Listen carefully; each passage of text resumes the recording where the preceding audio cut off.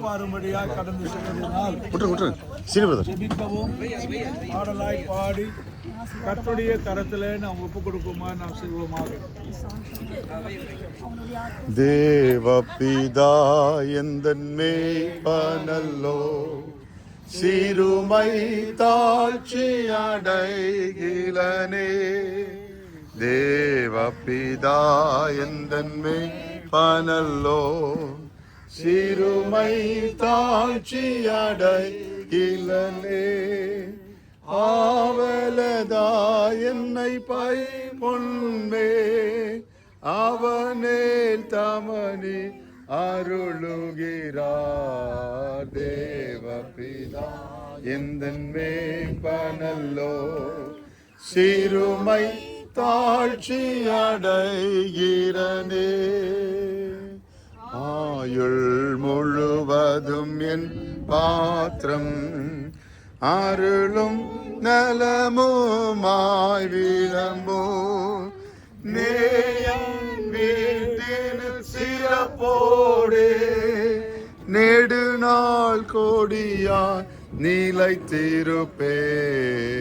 தேவபிதா எந்தன் மேய்ப்பனல்லோ, சிறுமை தாழ்ச்சி அடைகிலனே.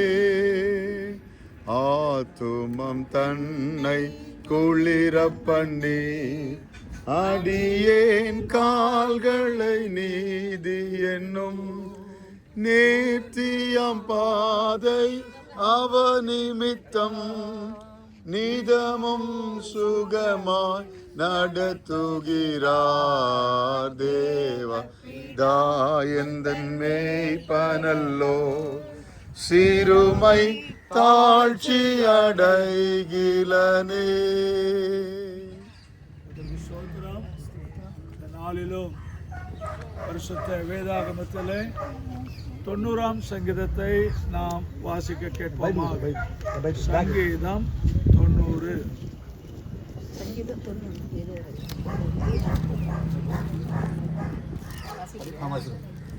ஆண்டவரே, ஆண்டவரே, தேவரீர் தலைமுறை தலைமுறையாக எங்களுக்கு அடைக்கலமானவர்.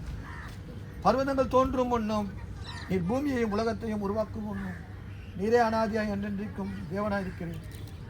நீர் மனுஷனை நிர்த்துளியாக்கி மனுபுத்திரரே திரும்புங்கள் என்கிறீர்.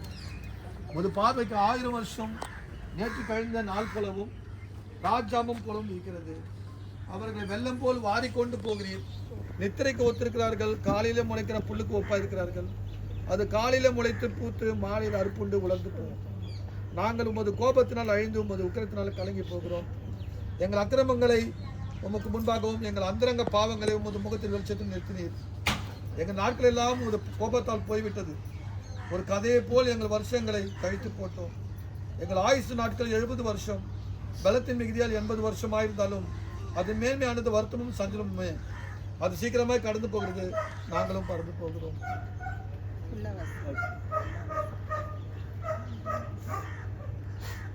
உமது கோபத்தின் வல்லமையும் உமக்கு பயப்படத்தக்க விதமாய் உமது உக்கிரத்தையும் அறிந்து கொள்கிறவன் யார்? நாங்கள் ஞான இருதயமுள்ளவர்களாகும்படி எங்கள் நாட்களை என்னும் அறிவை எங்களுக்கு போதித்தருளும். கர்த்தாவே, திரும்பி வாரும். எதுவரைக்கும் கோபமாக இருப்பீர்? உமது அடியாருக்காக பரிதபியும். நாங்கள் எங்கள் வாழ்நாளெல்லாம் களி கொண்டு மகிழும்படி காலையிலே எங்களை உமது கிருபையால் திருப்தியாக்கும். தேவரே, எங்களை சிறுமைப்படுத்தின நாட்களுக்கும் நாங்கள் துன்பத்தை கண்ட வருஷங்களுக்கும் சரியாக எங்களை மகிழ்ச்சியாக்கும். உமது கிரியை உமது ஊழியக்காரருக்கும் உமது மகிமையை அவர்கள் பிள்ளைகளுக்கும் விளங்குவதாக. எங்கள் தேவனாகிய ஆண்டவரின் பிரியம் எங்கள் மேல் இருப்பதாக. எங்கள் கைகளின் கிரியை எங்களிடத்தில் உறுதிப்படுத்தும். ஆம், எங்கள் கைகளின் கிரியை எங்களிடத்தில் உறுதிப்படுத்தும். கர்த்தரை ஸ்தோத்திரம். இந்த நாளிலும் கர்த்தருக்குள்ளாக சில வார்த்தையை கூறவும் செபித்து காண தேவன் கிருபை செய்வாராக. பிரியமானவர்களே, இந்த நாளும் இந்த குடும்பத்தில் காணும்போது கர்த்தருடைய சபையில் முதலாக கடந்து வரும்படி 2 சகோதரிகளாக கடந்து வந்தார்கள். ஒன்று சாரதம்மா, இன்னொன்று காந்தம்மா. இருவரும் சகோதரர்களாய் வந்து அவருடைய சந்ததிகளையும் கொண்டு வந்து அப்படியாய் சபைக்குள்ள வந்த பிற்பாடு தான் முதலாக இந்த குடும்பத்தில் தம்பி சங்கர் தான் கர்த்தருக்குள்ளே ஸ்நானம் பெறும்படியாய் தேவன் கிருபை செய்தார். ஆயினும் பிற்பாடு இந்த தம்பி பாலாஜிக்கும் ஸ்நானம் பெற்று காணத்தக்கதாய் தேவன் கிருபை செய்தார். அப்படியாய் இந்த நாளில் வந்த செய்தி, அருமையான தம்பியினுடைய வாழ்நாள் ஓட்டம். உண்மையாகவே இவர்கள் சொல்லும்போது 62 வயசு நாங்கள் நம்பதுக்கே இடமில்லை. ஏன்னு சொன்னால் அவனுடைய காரியங்கள்லாம் பார்க்கும்போது அந்த வயதுக்கு சம்பந்தமே இல்லை. ஆனாலும் மறுபடியும் கேட்டேன். இன்னைக்கு தான் சொன்னேன், இல்லையா 62 வயசு தான் அப்படின்னு சொன்னாங்க. அப்படியாய் காணும் காரியத்தில் தேவன் கிருபையாய் இறங்கி ஒரு காரியத்தை அன்போடு சொல்லிக் கொள்கிறேன். இவனும் தாயுமாக ஒருமித்து காணப்பட்டார்கள். எல்லா நேரத்திலும் தாய் இல்லாமல் மகன் இல்லை, மகன் இல்லாமல் தாய் இல்லாதபடி ஒருவர் பிணைக்கப்பட்டு அவருடைய வாழ்க்கையில் காணப்பட்டார்கள். அந்த சூழ்நிலையில் கர்த்தரை அறிந்தவர்களாய் ஆலயத்துக்கு வருவார்கள், போவார்கள். அவருடைய வயது முதிர்ச்சியினாலே அதிகமாக தூரமாய் வர முடியாவிட்டாலும் எப்படியாக பந்திக்கென்று வந்து போகிற நல்ல தாய். இந்த தம்பி உபவாச ஜபத்துக்கும் மற்ற ஆராதனைக்கும் வந்து போகிற தம்பி அவன் வேலைக்கு செல்லத்தக்கதாக ஆண்டவர் தான் அவனுக்கு ஒரு வேலையை கொடுத்து ஒரு சம்பாத்தியத்தை கொடுத்தார்.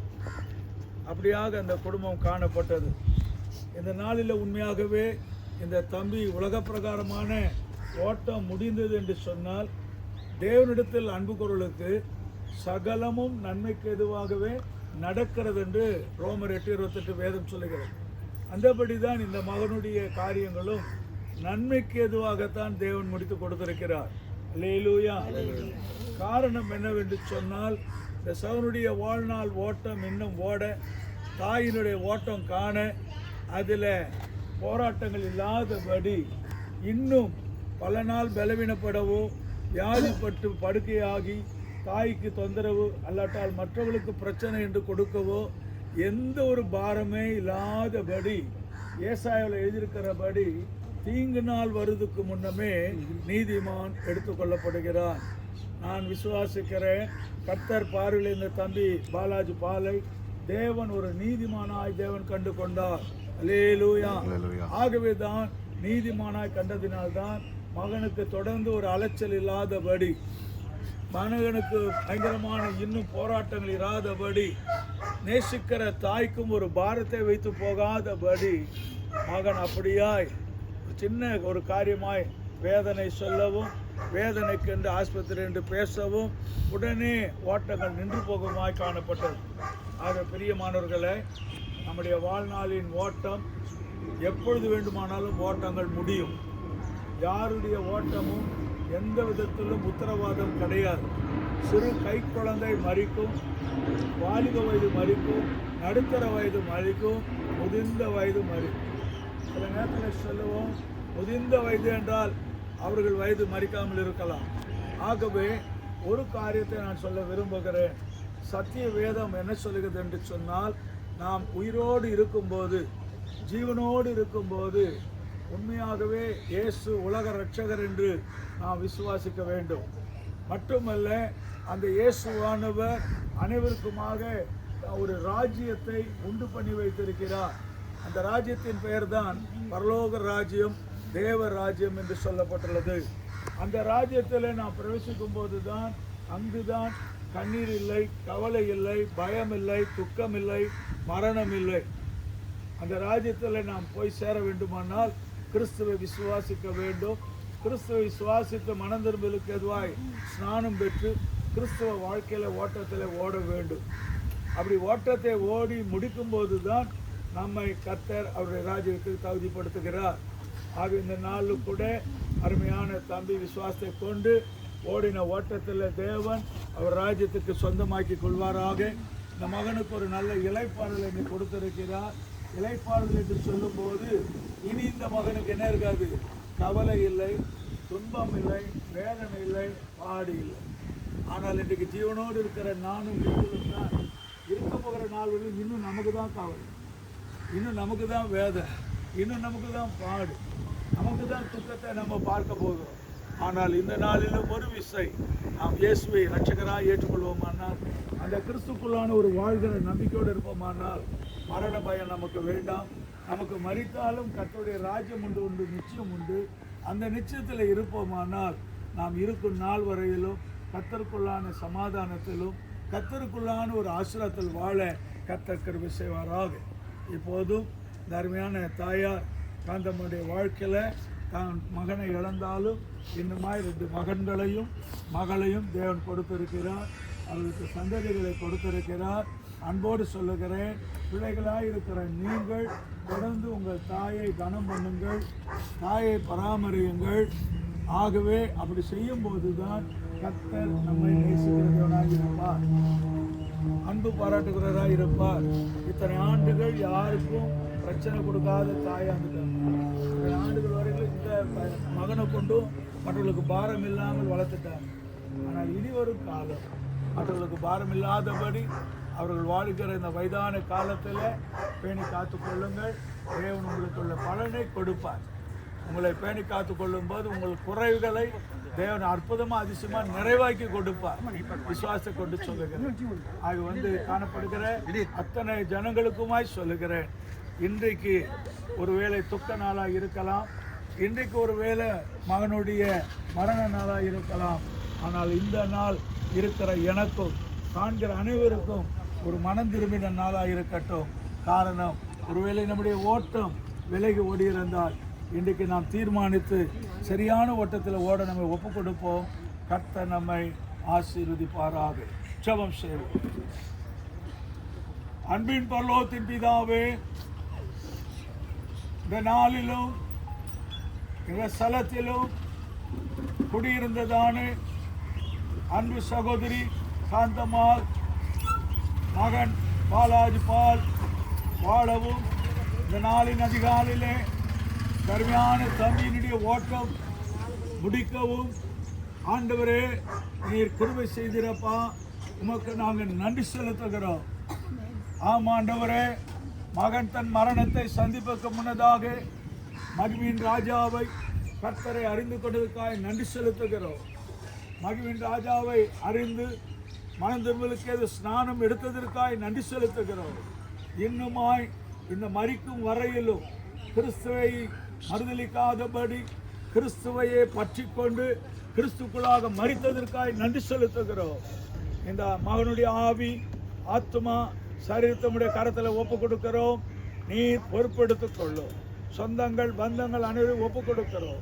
மாலை நடக்கக்கூடிய அடக்க ஆராதனையை கர்த்தர் ஆசீர்வதிப்பீராக. இந்த ஜெபமானது இந்த இடத்துக்கும் சூழ்ந்து காண்கிற எல்லா குடும்பங்களுக்கும் எல்லாருடைய பயத்தை போக்கவும், எல்லாருடைய பயத்தை நீக்கி இயேசுவே என்று சொல்லும்போது அவர் பயத்தை போக்குகிற தேவனாய் இருக்கிறார். இயேசுவே என்று சொல்லும்போது அனைவரையும் தீங்கு அணுகாதபடி பாதுகாக்கிறவராக இருக்கிறார். அப்படியாய் நீரே உம்முடைய வார்த்தையை வெளிப்படுத்தி வழி நடத்தும். இயேசுவின் நாமத்தில் பிதாவே, ஆமென். நம்முடைய கர்த்தராகிய கிறிஸ்து கிருபையும் பிதாவாகிய தேவனுடைய அன்பும் பரிசுத்த ஆவியானவருடன் ஐக்கியமும் இன்று சதா காலமும் நம்மனவரோடு விசேஷமாக கர்த்தருக்குள் தொடர்ந்துதான தம்பி பாலாஜ் பால் விட்டு செல்லுடைய தாய் குடும்பத்தார் அனைவரோடும் தங்கியிருப்பதாக. ஆமென். என் ஆத்துமாவே கர்த்தரை ஸ்தோத்திரி, என் முழுவதுமே பரிசுத்த நாமத்தை ஸ்தோத்திரி. என் ஆத்துமாவே கர்த்தரை ஸ்தோத்திரி. ஆசீர்வாதமாய் மறவாதே.